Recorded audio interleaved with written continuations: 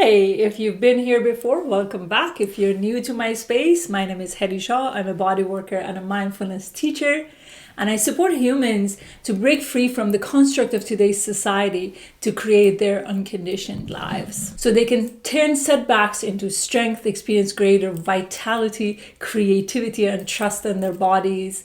And I do that through so many different modalities, including but not limited to magics of mindfulness, posture alignment, and functional strength training.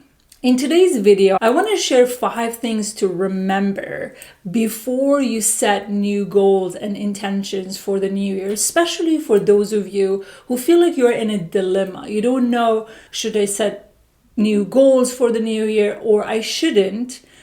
But there's this voice inside you that craves that, but then you're like, I don't want to be wishful thinking. I don't want to set new goals and never achieve it. And because the previous goals and intentions I set, it never worked. Or you feel so overwhelmed by the idea of setting new goals and intentions for the new year that you rather to avoid it altogether. You can.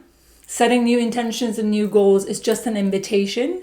And if you feel that feeling of yes in your gut feeling, go for it. Otherwise, you don't have to. There's so many opportunities throughout the year, anytime you want, to create those intentions. Having said all of that, let's get into the list that I prepared for you today. Number 1 on my list, which I believe is proven to be the most important thing, both in my own personal life and in my work with thousands of clients at this point over the past almost decade, is set intentions and goals that you actually freaking enjoy. It's so obvious, but it's always missed out because we're so brainwashed, we're so conditioned with the outer world of building those atomic habits. Doing this, it should be looking a certain way.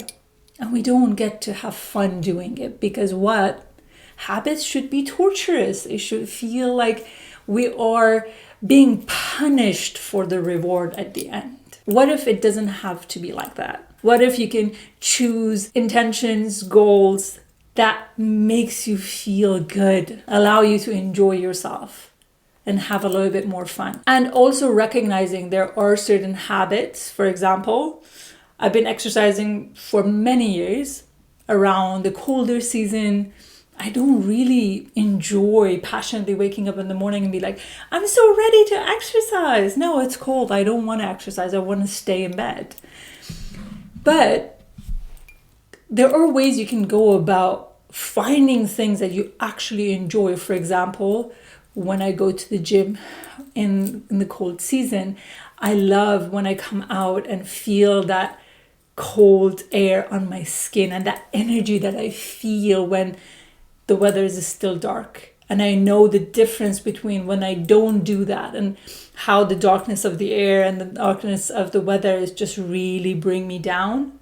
But when I do work out and feel that cold air on my skin, I feel that energy and that gives me joy. I get to lean into the things that brings me joy. Or I enjoy the part of my working out in the colder season when I put all the layers on, and then when the body is building up that heat, I take them off and it feels amazing. So what is it that you actually enjoy? If going to the gym is not your thing, then don't force it. Just find basic, simple routines that you can do from the comfort of your home. You might be a mom and you don't have enough time. You might only have time for 15 minutes. What is the fun thing that you do that you enjoy? Maybe walking is the fun thing that you do, or maybe dancing is something that you really enjoy, and just prioritizing that. So yes, strength training is great for you, but only if you get to do it.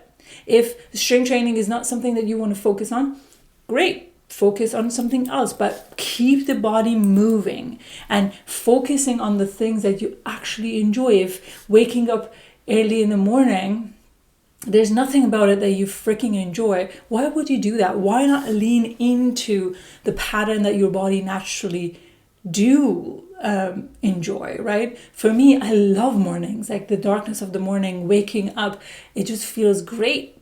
But then at the same time, I want to spend time with my partner in the evening, and he's more of a night owl. So I need to find something in the middle that I get to enjoy both. So if you were to give yourself permission to envision goals and intentions and way of living that you truly would enjoy being part of it rather than feeling that you're being punished and tortured by, how would that look like? How would you do it?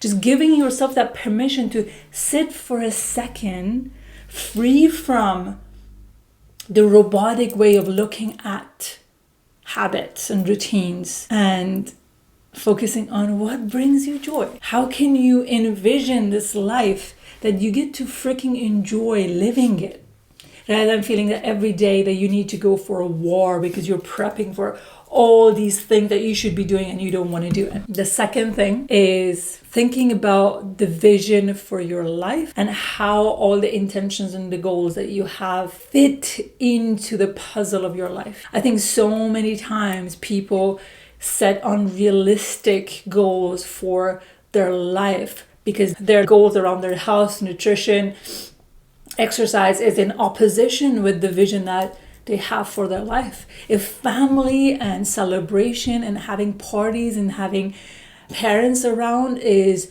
your priority and you have certain tradition that you want to be able to follow and enjoy, doing intermittent fasting might not be the best avenue to move forward with it. So you might be able to still do intermittent fasting, but creating a way that would fit in to the greater vision you have for your life. Or maybe you want to live a location independent life, and then you keep pushing and setting goals on a career that forces you to get stuck in one location. It doesn't mean that you need to quit your job right now. It means that you align the actions and the intentions that you're setting for your work, for your career, be in alignment with the intentions that you're setting for your life. And I know I definitely live that life, that the vision that I had for my life is to be able to travel freely and being able to still serve my clients wherever I go. And I wanted to have that location independent. But then when I moved countries, again, I went to the previous way that I've done my business. I started trying to go to gyms or go to clinics and train people that way, which was in opposition with the vision that I had for my life. And that's why I had to spend a lot of energy convincing myself to do it. So if something requires a lot of convincing, it should be a red flag. You need to be asking, what is about this that I feel like it's not in full alignment with the vision that I have for my life? And I really believe you can only stick with routines and habits and goals that are in alignment with the greater vision that you have for the whole self. Like, how are you showing up in your relationships? How you're showing up with your family? How is your social life? How is your work? How is whether or not you want to have kids? All of it are within that frame. So look at your life and what is the vision for your life, and then break it down. I think it's very obvious, but so often we miss it. The next thing is so important because we live in a world filled with constant information coming at us. It's really hard to discern what is yours and what is not yours. So often we have this idea about what we want to do with our lives without recognizing this is actually not my idea. I saw it somewhere online in that YouTube video, or someone talked about it. And without even being aware, we make it our own. There's nothing wrong with that. But I think what is really important to see if this is something that you want. What is yours and what is not yours? And even when something is not yours and you want to adopt it, then you need to be aware that you're doing that. For example, in the concept of health, we constantly see on social media that health looks in a specific way. So what are you thinking when you're thinking about the healthiest person you know? So some people may imagine someone who constantly go to the gym 5 days a week and eat certain kind of food like every single meal. Or you may imagine this yoga person that constantly do yoga or following a plant-based diet, right? So those are all inspirations and ideas, but it doesn't have to be yours. What you're choosing for yourself needs to be in alignment first with who you are as a person and whether or not that fit with the greater vision that you have for your life. And sometimes we pick things that are not ours and they're not even have the capacity to be ours. We can't adopt them fully, and then we constantly run around feeling that why are we failing at the way we're doing things, the way we're showing up for our business or the way we're showing up for our health. When you write your goals, your intentions for the new year, I want you to, every time you write something, say, is this mine or is this someone else's? Is this coming from myself? We gotta like, is it coming from myself or is it coming from the outer world? And if it's coming from the outer world, does it feel like I can embody this, I can live it, or I can't? Having a moment of awareness and be discerning enough to choose consciously. So often we don't take advantage of the choices that we get to make in this lifetime. And something that always grounds me and anchors me, thinking about all the women that came before me, from the culture that I'm coming from the world that I'm coming from. And still to this day, I know so many women in my birth country that they don't have a freaking choice. They don't have a choice yet. They still show up, they still fight. And then I see myself as such a privileged person to be able to exercise my choices, to be able to actually sit with my choices and choose what fully feel aligned with me. So I want to ask you, what is yours and what is not yours? Which this goes easily into the next thing that I want to talk about. Before you add stuff to the list, you need to be focusing on decluttering and simplifying first. Not only decluttering your closet or your home, which I love, but then also decluttering your vision, decluttering the vision that you have for your life and all the actions that you think you should be doing. Creating a moment of taking notes of all the things that you're doing. Do you want to do it? Do you want to keep doing it? And before you add new intentions, you want to clean it up. Cleaning up the slate helps you to feel really anchored rather than feeling chaotic and overwhelmed. I know for me personally, the past couple of years, I've been focusing a lot on the corporate offering in my work. And I still do work with Silicon Valley clients in the US with their employees, which I really enjoy because of the kind of culture that these companies have.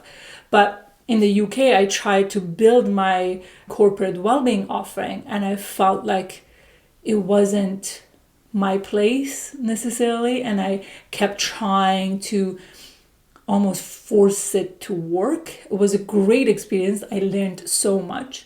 But as I'm going to this new year, I will still work with companies who I feel like they've got aligned values, but it's not the main part of my focus or main part of my business. I still will run workshops for them on occasions, but I don't want it to be my life. I want this to be my life that I get to create and be in my creative space and being able to share and support you as you're creating your unconditioned life. One beautiful resource for decluttering your life is the book by Gary Keller called The One Thing. And there's a question in this book that I go back to over and over again. And it really helps me declutter all the noises and focus on what matters to me, what are my priorities, and what I want to be focusing on and what I don't want to be focusing on. And the question is, what is the one thing I can do such by doing it, everything else will be easier or unnecessary?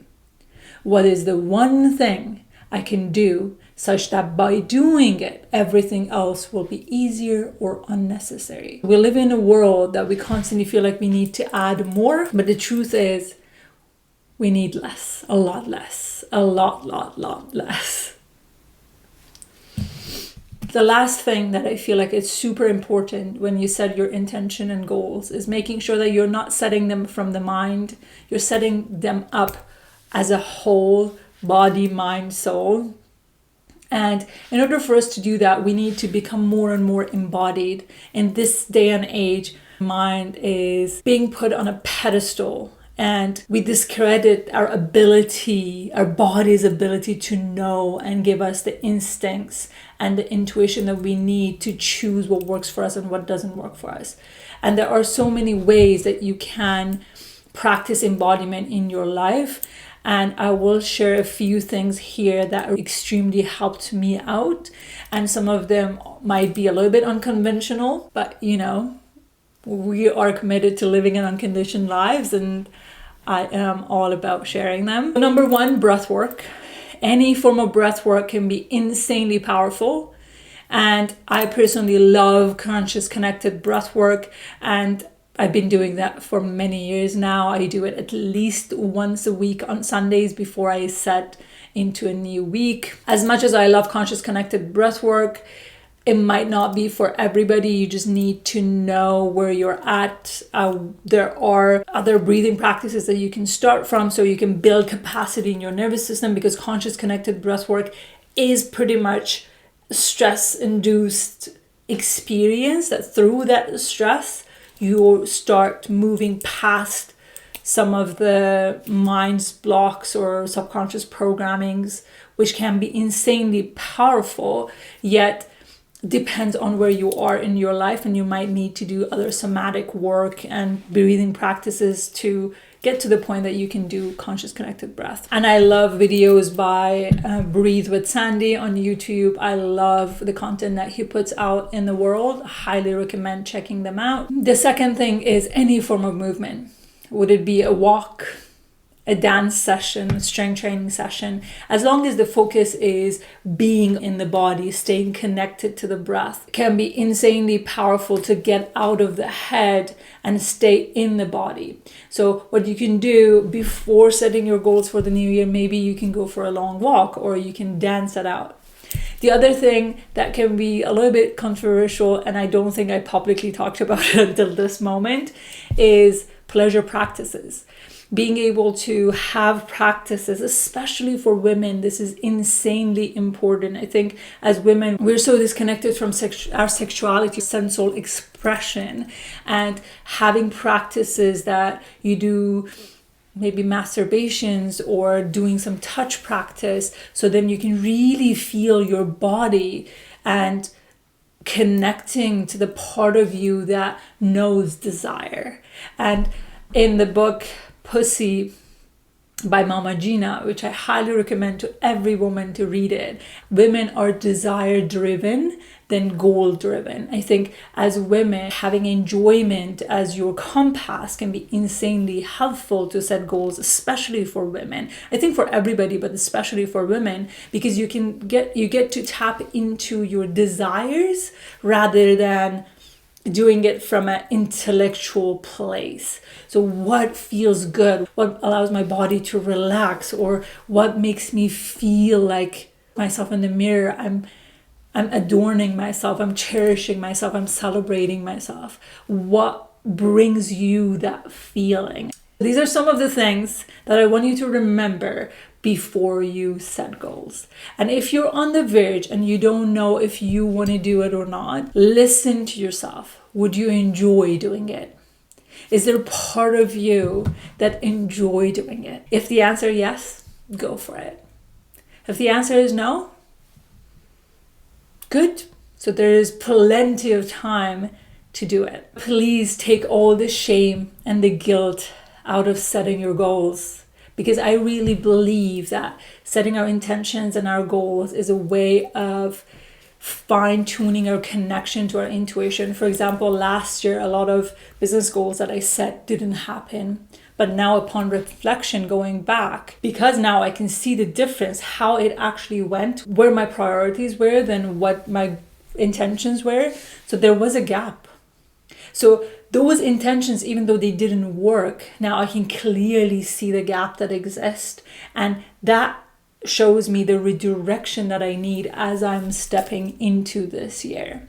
So instead of being judgmental of what didn't work, what if you put a lens, a curiosity lens on and exploring why it didn't work? What if this could be giving me some information about me that I didn't know? And when you're approaching it from that lens, it's no longer about failing it. It's about readjusting, redirecting, refocusing. Thank you so much for listening. If you enjoyed this video, make sure you sign up to my 5 lifestyle guide down below. There are in-depth yet accessible practices around nutrition, movement, overall well-being. Have that checked out, and when you do sign up for that, you will automatically be added to my newsletter and you will receive my weekly newsletter. Thank you so much for listening. Hope you have a beautiful holiday season ahead of you.